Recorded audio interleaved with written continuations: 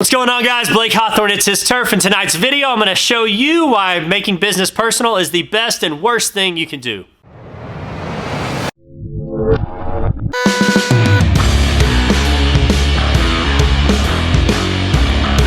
What's going on, guys? Welcome to Lawn Care Tips and Tricks. In tonight's video, we're going to talk about making business personal. This is the best and worst thing you can do as a business, and I've experienced it firsthand.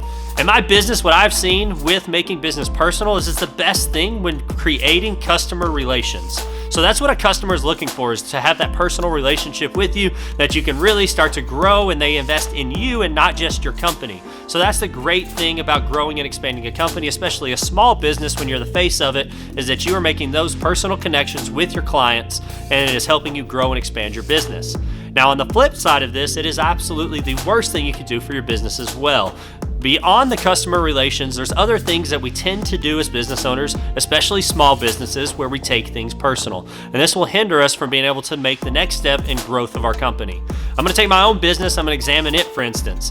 First thing is gonna be my mower. The very first mower I got, 4,000 hours, it's beat up, I've poured a lot of money back into it, I still have this machine. Could have sold it off early on and I could have got most of my investment back out of that machine, but I chose to keep it and to continue using it and growing my business, keeping it in my shop for several years where I wasn't using it, where now today, 11 years later, we're finally using it out in the field again.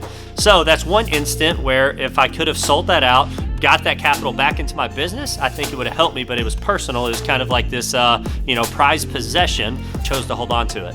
Another thing is going to be trucks. I just sold my very first truck, finally, for the third time. Got rid of it, but it was my first company work truck that I kept in the business. I would sell to employees, end up getting it back, and it was just kind of this vicious cycle. I finally got rid of it and hands wiped clean. But my second business truck that I branded my company with, charcoal gray, it's got the CM black beds on it, the brush guard. I mean, I love it. I mean, listen to me talk about it. It's still sitting out in the driveway, guys. This is another thing that I could cash in, sell it for $5,000 to $6,000, use that and putting it back into my business and growing my business. That's something by taking it, making it personal, creating these, ties to these things that are possessions and not focusing on the betterness and the growing of my company.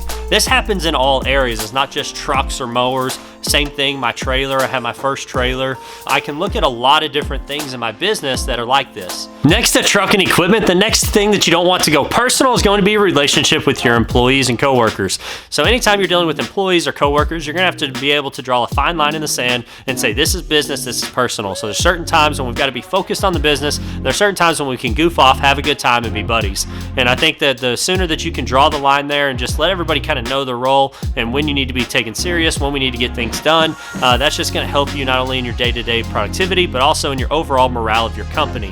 Also being able to stay that kind of consistent across the board with all of your employees, so there's not this show of favoritism with different guys, because that's going to be something that's going to start to draw a wedge between you and your other employees. I think that's why being able to stay focused on the business is so important. It's something that I did not do very well early on, and I'm having to implement now, and it makes it a little difficult with some of those friendships and relationships inside my company. Also, I can look at those personal relations that I have with these customers, and I can see some of those customers, some of those sweet old ladies that I had the first year in business. I've never gone up on the rates in 11 years. That isn't really good for business. I have to be able to see the fine line between personal and business. And I got to be able to know my numbers well enough that if it makes sense for me to continue to do service for them.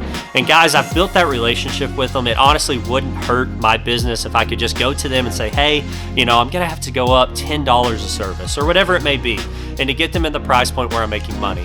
But those are things that you need to do, and you need to be very aware of it so that you're not making your business so personal that you're hurting yourself from growing, expanding, and making profits.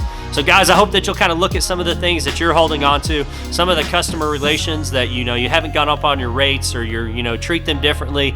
Those things are great. Don't get me wrong. You always want to bless others, but just really look at that and see if it's hurting your bottom line and the growth of your company. And if it is, and if you don't need those things, wipe your hands clean of them, get rid of it, get that cash in here, get that capital in here, and use it to set some goals and to grow your company this next season. So guys, thank you so much. God bless, and we'll see you next time here on Lawn Care Tips and Tricks.